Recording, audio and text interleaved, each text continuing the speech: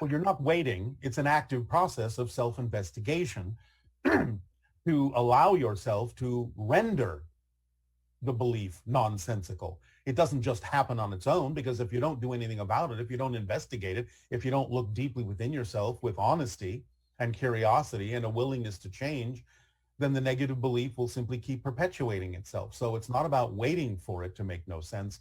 It's about actively seeking ways and understanding ways in which it simply no longer makes sense to you.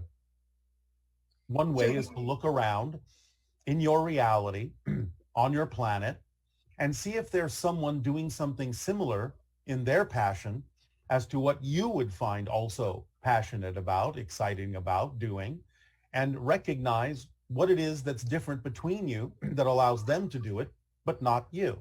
It is in that difference you will find the difference in your definitions, and then perhaps it will stand out more clearly why the definition for you is nonsensical, because if they can do it, why can't you?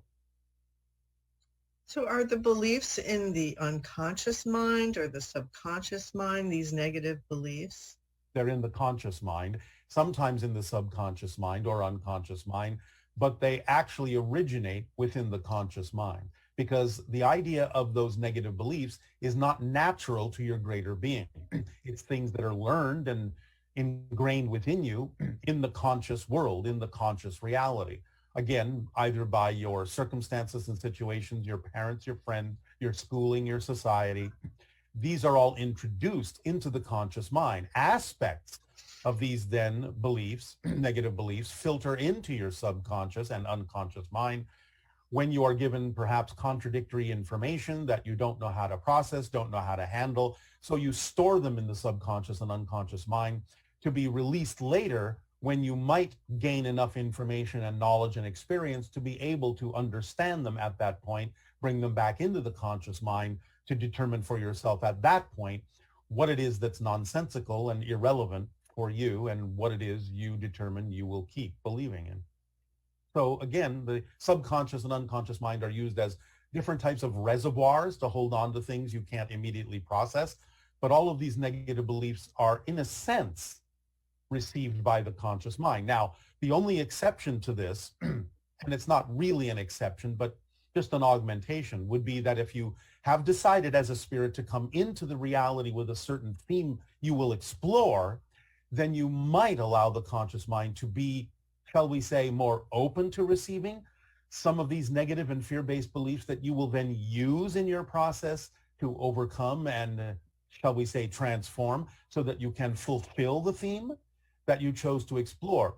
But the fear-based beliefs are still received by the conscious mind, even though you make, shall we say, set up a likelihood of accepting them from a higher level to begin with as a representation of a theme that you will choose to explore. Can you comment on the idea of compartmentalization and how that can shield one from the consequences of negative beliefs? Compartmentalization, because you operate it in a physical reality that has time and space and can have time lags and so on and so forth, can be used as a certain vibrational pattern to, in a sense, act as a filtering system so that you can achieve certain things on one level while holding off on certain kinds of consequences on another level.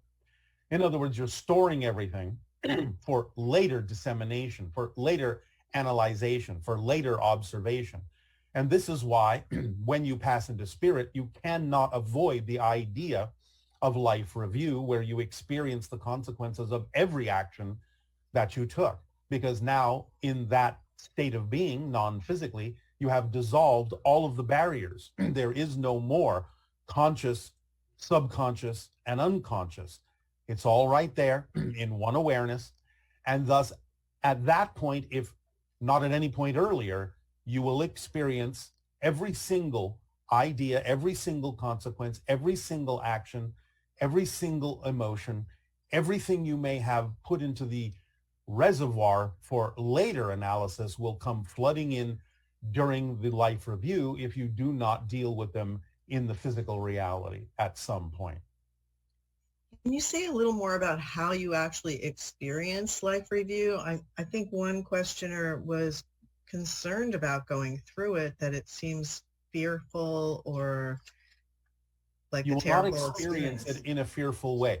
You will understand through a form of spiritual empathy what it is that any other person that may have been affected by a choice you made would have felt, would have experienced. But I know this sounds like a little bit of a contradiction or an oxymoron, but you experience all these things from a neutral position. You experience them fully as if it's happening to you.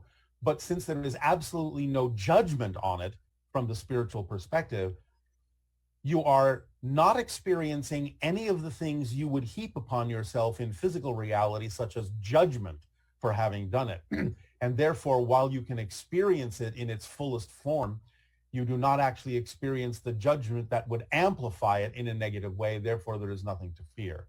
It is simply absorbed as information and knowledge and experience and used in a positive way to determine what you will do next and how you will grow from those things, how you will learn from those things. I know this may not be absolutely clear to you, since most of you are absolutely not used to experiencing any lack of judgment at all on the things you do, on the negative ideas, on the negative fear-based beliefs.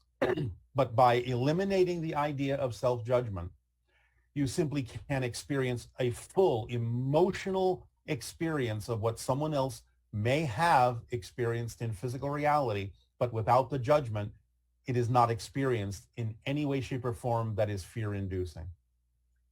So back to the idea of compartmentalization, an individual that's capable of compartmentalizing and then doing harm to thousands of people through negative acts and worldwide consequences for their behavior.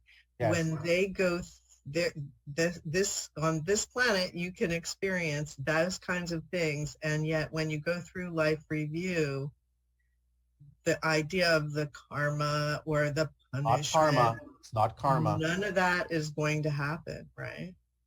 You will experience the consequence of everything you did, and you will experience it from the points of view of every single person that was engaged or involved or affected in some way, shape, or form. You will experience it all as if it's happening to you, each and every individual, and not even immediately, but even those that have repercussions and ripples that extend sometimes for days, months, weeks, years, and centuries. You'll experience every single consequence and ripple effect that came as a result of the choices that you made. So it's not that you escape it, but you don't experience it as a punishment. You experience it as an experience.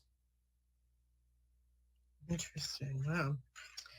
Okay. And regarding working with the subconscious, hypnosis has been a method used to explore it and assist medically.